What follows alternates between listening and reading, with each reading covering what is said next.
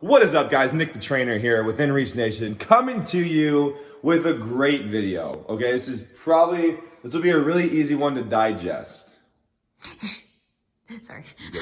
Okay, so we're going to talk about improving digestion today, because this is one of the number one things I see people struggle with. Okay, now what happens when digestion is messed up? You retain water, you feel bloated, you feel like all your food is just stacking up on top of you, you feel gross. Digestive issues have been linked with depression because serotonin is produced in your gut. So if you notice any correlation with when your digestion's off, you kind of just like feel more sad.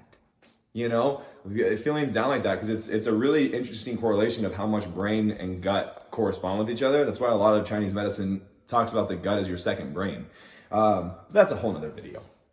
Let's talk about improving digestion. So first things first, people will always tell me, dude, Nick, I can't shit. And I have no idea why. My digestion just randomly threw itself off, right? Does it sound like you? I don't know, my digestion is just randomly out of whack. No, it's not, sister or brother, or anything else you want to be called or identify as, first of all. There is always, get close to that. Get really close to that. There is always a reason your digestion is off. Your digestive system is literally a physiological genetic function in your body to run smoothly. It's never just like, you know what? Let's not let the body shit today. Your digestion doesn't do that. There is always a variable that causes digestion to be off in the first place. So if you have digestive issues, that means there's a variable that we have to find and fix to correct it. So where should we focus? Now I have these kind of ranked in most important to least important, sort of. So first things first is fiber intake. What does fiber do? Fiber is kind of like glue. Right? It's glue that holds all your food together, and it also pulls moisture in the gastrointestinal tract to help you digest things. Too much glue, everything holds in place. Not enough glue, everything stays in place. You see what I'm saying? So a good rule of thumb for fiber is 10 to 15 grams of fiber per 1,000 calories that you're eating. So if you're eating 1,000 calories, you should have anywhere from 10 to 15 grams of fiber per day. If you're eating 1,000 calories, I'm gonna whoop your ass though, all right? You should be eating way more than that. Next one is water intake. If fiber is the glue, water is going to have the moisture to be pulled into the gastrointestinal tract. Dehydration, things shrivel up, nothing moves.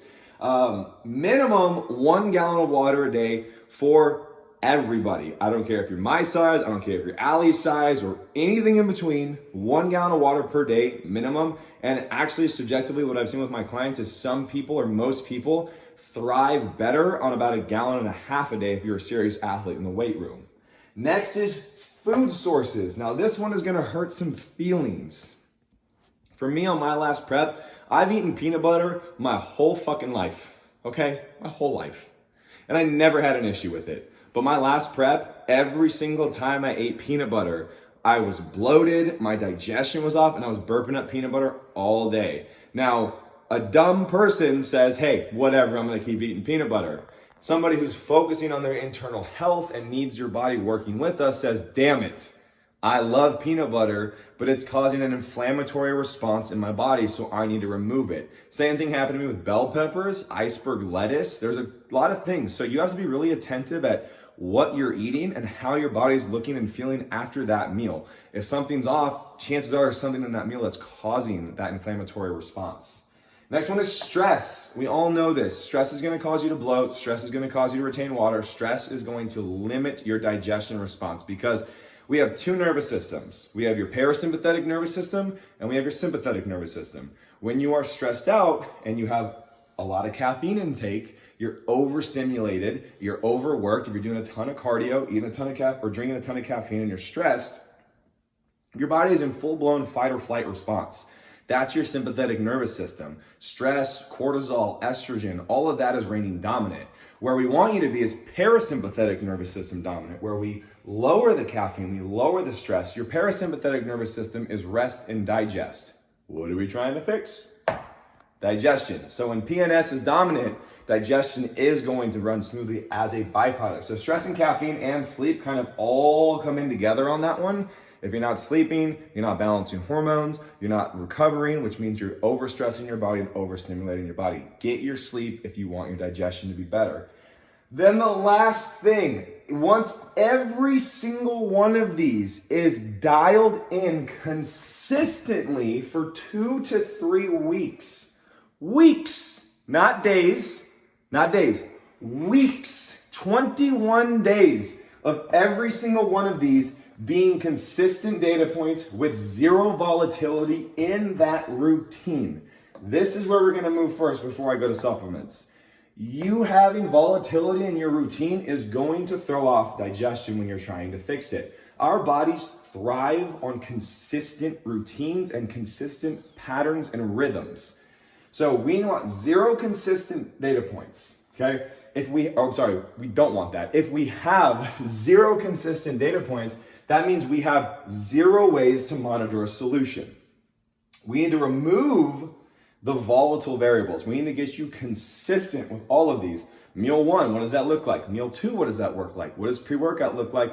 What does nighttime ritual look like? How much water are we drinking? When are we going to bed? All of that plays a role in your overall consistent scheduling.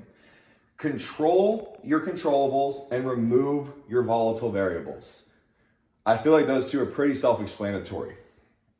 Now again, all of this needs to be done for 2 to 3 weeks straight before you can say something else is off.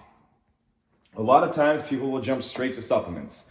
My digestion's off, I need to take a probiotic. I promise you, Jasmine, your probiotic is not going to fix your digestive issues. We have to think of probiotics as keys to a door. And if that probiotic strand unlocks a certain door in your genetic coding and your digestive issue is not behind that door, it does nothing for us. I am a very small advocate of using probiotics because it's taking an exogenous supplement for something your body should be doing naturally by controlling all your controllables for 2 to 3 weeks consistently. So ditch the probiotics. A green supplement is a fantastic way to get vitamins and minerals in, and it can help with digestion because there is some fiber in it as well, but that does just tie into fiber. Those are the only supplements I would ever use. And if you haven't shit in 2 to 3 weeks, that's a different story, okay? But that is gonna be our forefront fight on how to improve digestion. We need consistent fiber, consistent water, consistent food sources, consistent low stress, consistent low caffeine, and consistent sleep for 2 to 3 weeks before we can say, hey, my digestion is still messed up.